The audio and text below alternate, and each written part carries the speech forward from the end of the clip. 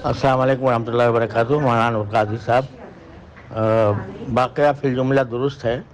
میں فجر کے بعد ایک صاحب آئے تھے اور انہوں نے مجھ سے علیحدگی میں بات کرنے کی بات کی تھی، لیکن ابھی میں ان سے اٹھا ہی تھا ان سے بات کرنے کے لیے اور قریب گیا تھا، تو اتنے میں انہوں نے چاقو ان کی جیب میں تھا وہ نکالا اور ایک دم سے پھر ہمارے جو ساتھی تھے انہوں نے ان کو پکڑ لیا۔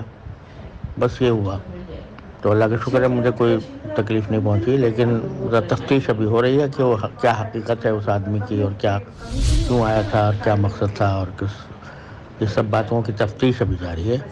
وہ اس میں جو متعلقہ ادارے ہیں وہ بھی تفتیش کر رہے ہیں، اس کے بعد ہی کوئی صورت واضح ہوگی کہ کیا صورتحال تھی۔ السلام علیکم ورحمۃ اللہ وبرکاتہ۔